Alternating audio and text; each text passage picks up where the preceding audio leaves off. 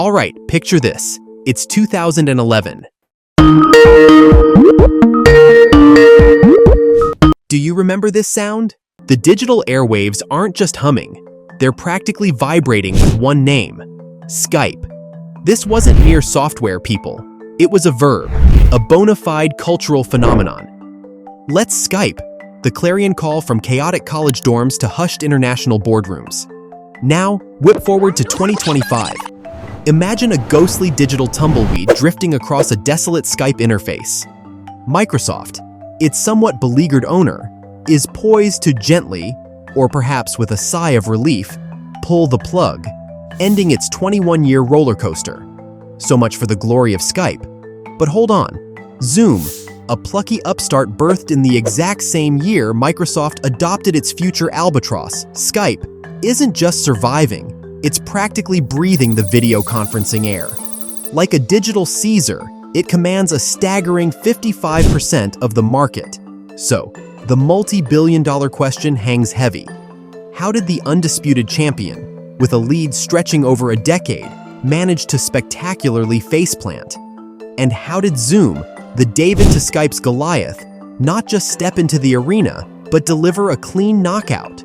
From head-scratching tech U-turns to the earth-shattering catalyst of a global pandemic, we're about to dissect this legendary tech soap opera. Grab your popcorn, people. This one's for the history books.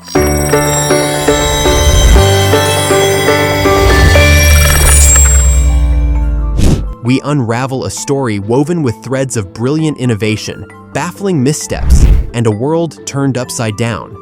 Our tale begins not in a Silicon Valley garage, but in the Baltics, with a pioneer that promised to connect the world. Picture this, 2003. The internet was still finding its voice, literally. Enter Janus Friis and Niklas Zennström, two Scandinavian mavericks operating out of Estonia. They weren't just building an app. They were democratizing conversation. Skype's peer-to-peer VoIP technology was revolutionary, slashing the cost of international calls from "ouch, my wallet" to absolutely free. By 2005, it had 59 million users. That's like the entire population of Italy hopping on free video calls. eBay, smelling opportunity, or perhaps just wanting cheaper seller-buyer chats, snapped it up for a cool $2.6 billion. That marriage was complicated. They sold it in 2009. Then, in 2011, Microsoft, the slumbering giant, awoke and bought Skype for a whopping $8.5 billion. The industry buzzed, "This is it! Skype, backed by Microsoft, will be unstoppable."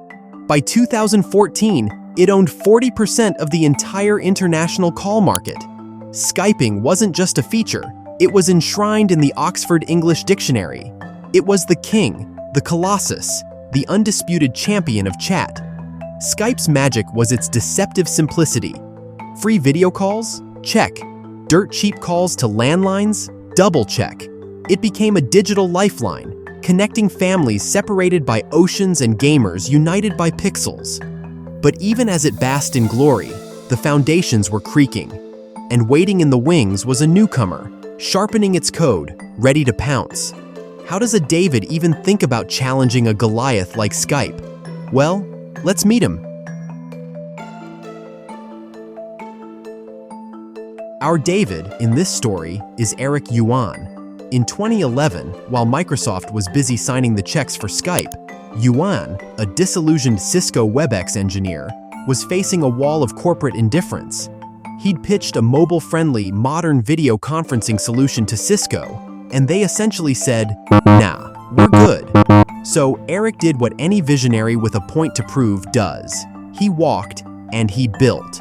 His vision for Zoom was crystal clear, a cloud-based platform so frictionless, it felt invisible. By 2013, while Skype was still the household name, Zoom quietly clocked its first million users. Its secret sauce? A free 40-minute call tier, just enough for a decent meeting, and that magical single-click access. No fuss, no muss. Unlike Skype's increasingly convoluted peer-to-peer DNA, Zoom was born in the cloud, a digital native built to scale effortlessly. Features like virtual backgrounds, the ultimate hide-my-messy-apartment tool, and intuitive breakout rooms quickly became user favorites. The numbers tell a story of hypergrowth. Zoom's revenue rocketed from a respectable $61 million in 2017 to an eye-watering $331 million by 2019. That's a 148% annual growth spurt. But impressive as that was, the true trial by fire, the moment that would forge a legend or break a contender, was just around the corner. Before we get to that global event, let's peek under the hood. Skype's pioneering peer-to-peer architecture, so brilliant in 2003, had by the late 2010s become its Achilles heel. Imagine trying to run a modern streaming service on dial-up. That's the vibe. Users whispered, then shouted, about its millions of lines of code, a digital Frankenstein's monster that led to lag, dropped calls, and general frustration.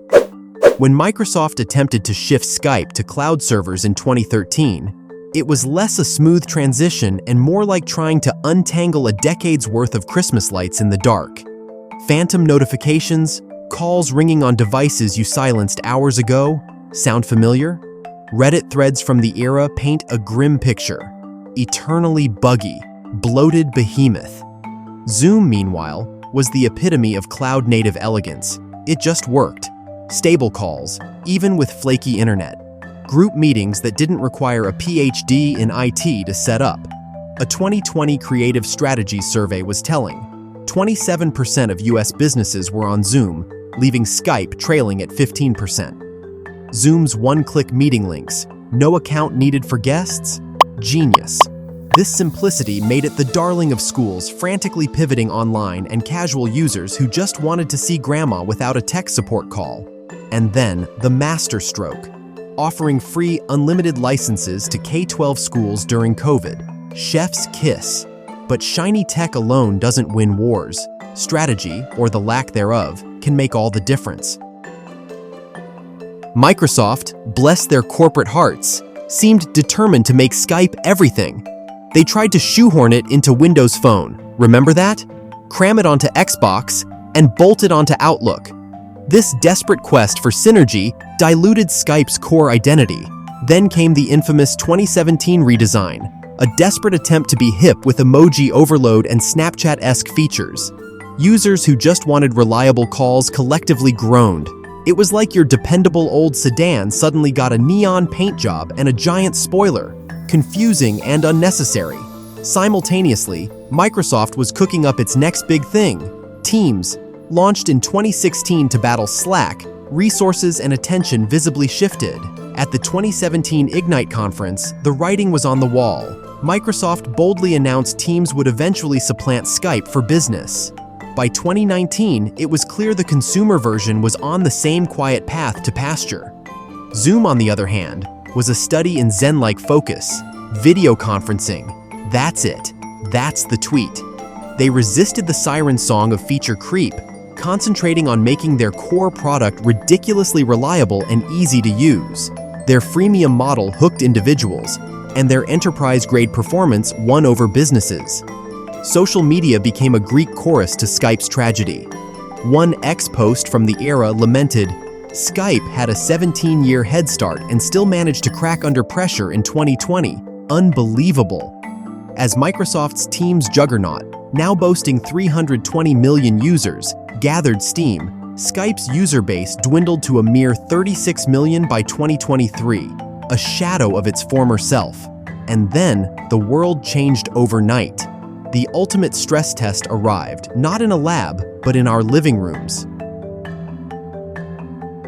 In March 2020, the COVID-19 pandemic slammed the globe, forcing billions into lockdown. Suddenly, video conferencing wasn't a niche tool. It was the lifeline for businesses, schools, families, and sanity. This should have been Skype's moment to shine, its redemption arc. Instead, Zoom didn't just steal the show, it became the show. Zoom's market share skyrocketed from an already impressive 26.4% in early 2020 to a dominant 48.7% by 2021. Skype? It plummeted from 32.4% to a measly 6.6%. In March 2020 alone, Zoom's daily users hit 4.84 million, dwarfing Teams' 1.56 million, though Teams would catch up, fueled by Office 365 bundling. Zoom's free school licenses and seamless one-click feature made it the de facto standard for everything from virtual classrooms to chaotic family happy hours. Users flocked from Skype's laggy calls and cluttered UI like rats from a syncing, well, you know. That Reddit user's pithy summary echoes in our ears. Skype was slow as hell. Teams is a dream. Microsoft, already deep in its love affair with Teams, barely threw Skype a marketing lifebuoy. It was a masterclass in how not to manage a legacy product during its golden opportunity. But there's one more critical piece to this puzzle: trust. Skype's old peer-to-peer architecture wasn't just a performance hog, it was a bit of a security Wild West. Microsoft's patching pace often felt glacial. Remember that 2019 Android bug that allowed calls to be answered automatically? It lingered for a year, not ideal. Then came Zoom bombing in early 2020. Popular video conferencing app Zoom is a part of a lot of people's lives right now, but the app has a privacy problem. Hackers have managed to interrupt Zoom meetings with racist and sexually inappropriate attacks. It's called Zoom bombing. Uninvited guests crashing meetings with offensive content. It was a PR nightmare for Zoom. But here's where Zoom showed its mettle. They didn't just issue a corporate non-apology. They hit pause on new features, went on a 90-day security deep dive, and rolled out end-to-end encryption, waiting rooms, and clearer host controls with impressive speed. They fessed up, fixed up, and largely restored user trust. Skype, meanwhile, continued to grapple with spam, scam accounts, and a general air of neglect, as ZDNet's Jason Cipriani and others pointed out. Zoom's agile, transparent response to its security crisis stood in stark contrast to Skype's perceived stagnation. By 2024, the market had spoken, loudly. Zoom commanded that 55% share, while Skype clung on with a microscopic 0.72%. It's less a market share and more a rounding error. So, after this epic rise and fall, what enduring lessons can we etch into the silicon tablets of tech history? Skype's story is a potent, poignant reminder. In the relentless marathon of technology, even pioneers can stumble and fall if they lose their way, forget their users, or get tangled in corporate bureaucracy. Microsoft's strategic blunders, its almost schizophrenic handling of Skype while building its successor, combined with Zoom's laser focus and uncanny ability to deliver exactly what users needed, precisely when they needed it most, rewrote the video calling landscape. As Microsoft Teams solidifies its place in the enterprise firmament and Zoom continues to innovate and inevitably face its own future challengers, the tale of Skype serves as a digital ghost story told around the server racks. It's a testament to the fact that market leadership is rented, not owned. The tech world never sleeps. Will another scrappy startup emerge from the digital ether to disrupt today's giants? History suggests it's not a matter of if, but when. What are your memories of Skype? Did you make the jump to Zoom? What do you think is the next big shift in communication tech? Drop your thoughts in the comments below. Join us on Tuesday for another exciting episode. Thank you for watching.